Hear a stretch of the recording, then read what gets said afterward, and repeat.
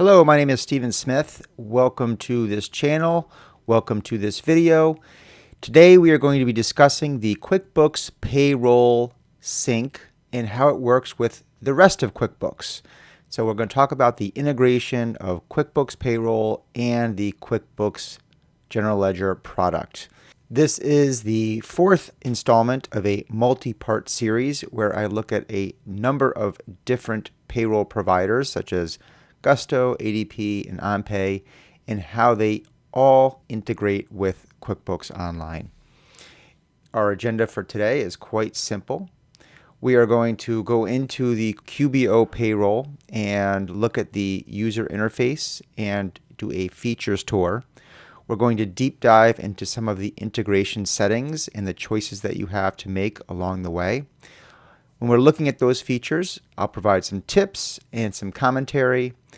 Then we'll go into the rest of the QBO product, see how those payroll transactions match what is a journal entry, and it's in quotes for a reason. But what this video is not a general setup of QBO payroll, and it's not a selection for QBO payroll because there's a number of different flavors.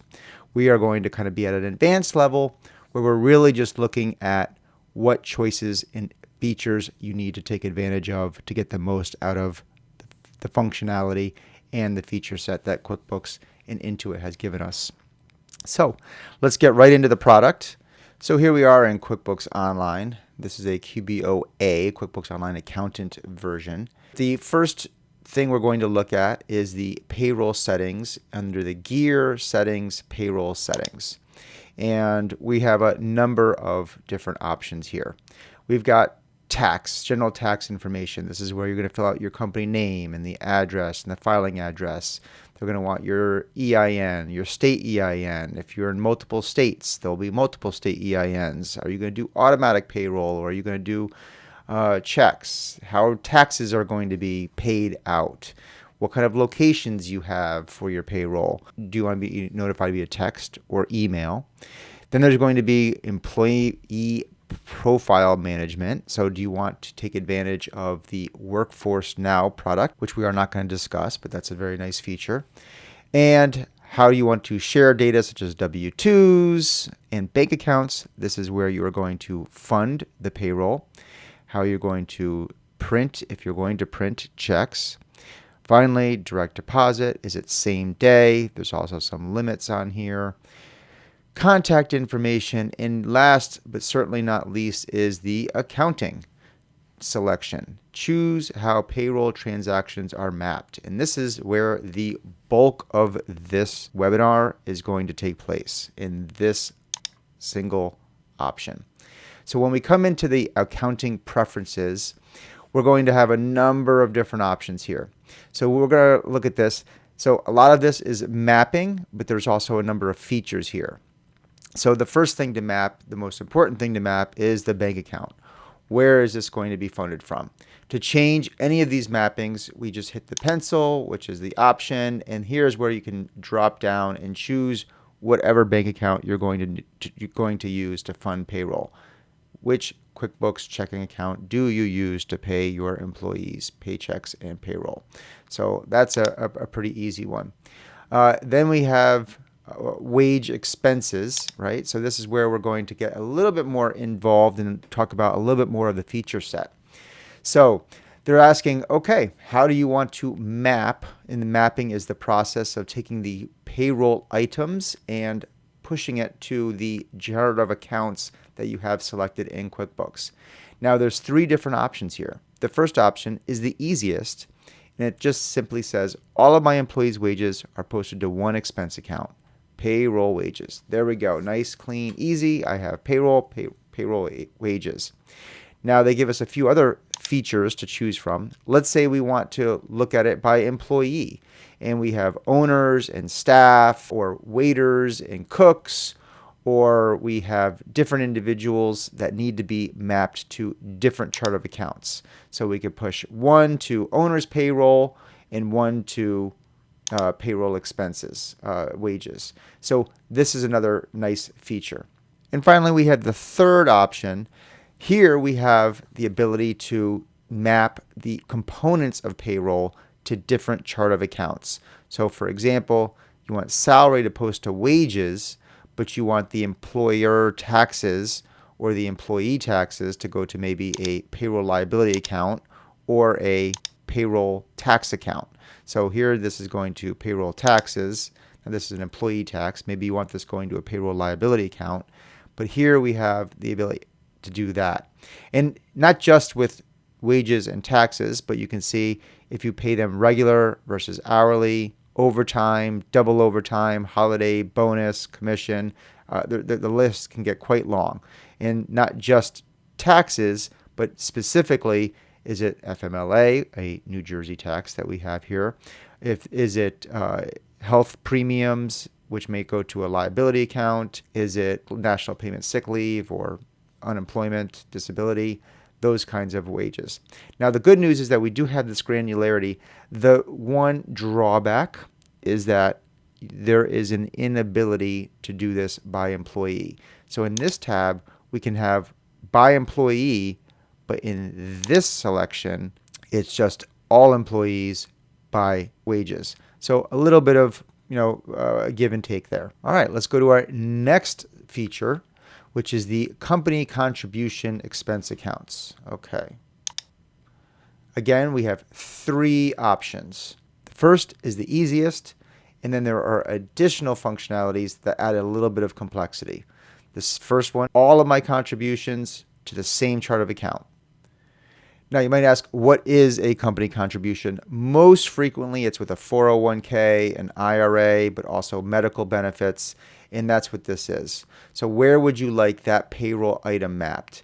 In most instances, you might say payroll expenses, company contribution, retirement, and that's it. Now, if you want to divide by employee, you have that option. And third, if you want to do different types, and let's say we had more than one IRA, medical, then you could also use it by type, but not employee. So there is a trend in the functionality between each of these settings. The next feature set is in the employer tax expenses. Okay, here we have four. So these are the employer taxes, not the employee portion, which most likely is going to get mapped to the payroll liability account. But here we have the employer taxes. These are all the matching taxes of Social Security and disability, etc. First option, always the easiest. One line item, let's push it to an expense account. Second item, by employee. The third option, more specific, more granularity, by groups. How are we going to group these taxes? Federal employment, state. These are quite broad. The fourth option gives you even more granularity by the taxes, not by group, but by item. So there's even more specific. Social, Medicare, COBRA, all federal, but you can have even more granularity in how you choose each one of them.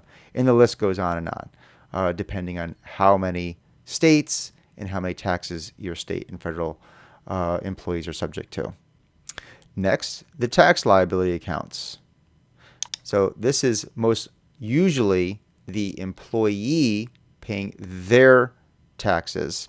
And again, two selections here, by tax group and by tax item. So same feature set that we saw before. We have group versus item. In 90% of instances, I feel like the group is going to be sufficient, and I feel that the simpler you keep your chart of accounts, the better. But in some instances, people do want to differentiate between unemployment and unemployment tax and quarterly and et cetera, et cetera. It does make for a longer chart of accounts, a more complicated chart of accounts, but it's an option and it's personal preference. Next, we're going to get into classes. So if you're using classes, you've got three different options. Well, the first is I don't use payroll. I don't use classes for payroll. That's just if you're not using them. Next is going to be all employees get the same class. And the third feature is you're going to use a different class for each employee. Now, one caveat on this is that it applies to both the wages and the taxes. So you can't distinguish between the class for wages and a different class for taxes. Again, in 90% of instances, that's probably going to be okay, but just be aware of those levels of functionality. All right, moving on this very long list, which is all part of the accounting preferences. Other liabilities and assets. This is used if you are withholding funds from your employee that they are paying for, such as an IRA or 401k, medical, or in some instances, a payroll correction. I've had to research what this was, but this is if there is a change in the amount withholding and you don't want to hit them all at once. You have to do it over time. This is a payroll item that helps you do that and itemize it on a W-2 and on a pay stub. So here is liability accounts. These would point to liability accounts, and these would all map from the different items that you have set up in your payroll. Next is the update transactions. So we've talked about a lot of different mapping up here. And we've got classes, we've got liability accounts, we've got where wages are going to point to expenses, and we've got lots of different options and lots of different choices. Well, when we are setting this up, we might make mistakes. So this feature down here allows us to retroactively fix those mistakes and push them into the QBO ledger. So this says, like, let's say we've been running payroll for a year and we want to update how our classes or our tax liabilities or anything goes on. We can actually select the time period, and then it will retroactively update how we have pushed all of those transactions into QBO. So it's a very powerful feature. You want to be careful with it. Now, there's one limitation that I want to call out, and that is you can change the mapping and the classes and the payroll and the expenses, you can't change the bank accounts, right? So we'll update all accounts except the bank account. So if you've been paying out of one bank account and then you realize, oh no, it needs to come out of a different bank account, and maybe you didn't catch it because you didn't reconcile it or you weren't using it or anything like that, then you're out of luck. You cannot change the bank account feature. So one limitation there. Does not apply to most people. So those are the accounting preferences, and those are all the choices and all of the selections that you need to make. Let's quickly return to our agenda item, and let's just look at what we're going to talk about next. So now we're going to look into QBO, and we're going to talk about matching and the journal entries. So we're very used to a check or a deposit, or if we were to do payroll manually, we would actually create a journal entry. Even if it's a $0 check, or we have split items on a check or split items on deposit. So what we want to do is we want to talk about how this is going to look in QBO. So first we're going to look at how these may or may not match in the bank register, which we are so used to in QBO. So here is a recent payroll. We've got federal tax, we've got state tax, and we have the net pay. So let's take these in order, and let's start with the net pay. So this is matching to a transaction. It's matching to a payroll that went in. And if we were to click on what this is matching to, we're going to bring up a payroll register. So it doesn't actually even bring up a single transaction. It brings up a payroll register.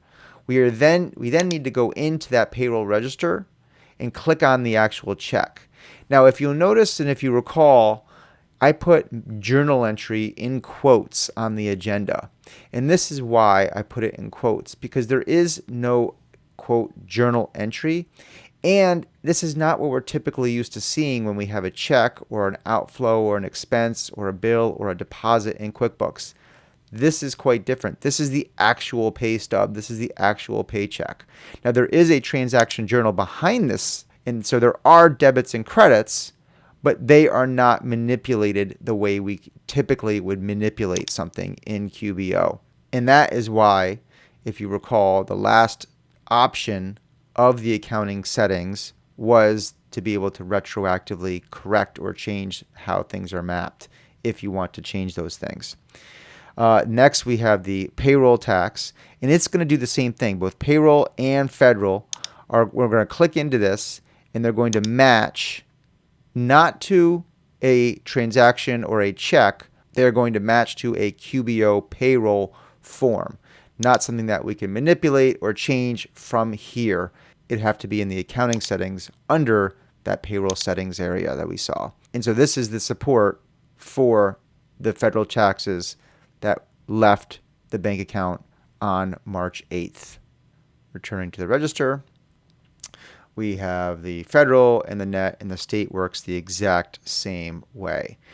Now, let's say we're looking at a traditional report. What happens when we drill into a report? Let's take a look at that. So here's a very simple P&L for the month that contains that payroll, and we can see a few of the payroll items and how they are mapped. There was some retirement matching, there's taxes, and there's wages. So if we click on the taxes, we'll see a line item. We'll see several line items. Now, what's interesting about these line items, and this is the modern view, is if we try to click on it to zoom in, there's nothing really available. Now, this is March of 2024, so they might change this functionality later. But if I do click into the classic view, I then have additional functionality, and I'm able to click in. But again, what does it bring me to? It brings me into the paycheck history, which is a QBO payroll screen, not what we're used to seeing typically in QuickBooks, a check or a deposit or a bill or an expense item where we can see the splits. So just wanted to be aware of that piece of functionality. Hopefully they'll fix it with the modern versus classic view, and we just have to be aware that we don't actually see traditional line items. If we want to change them, we need to know about that feature in the settings page where we can change things retroactively. So let's move back to our deck and let's review.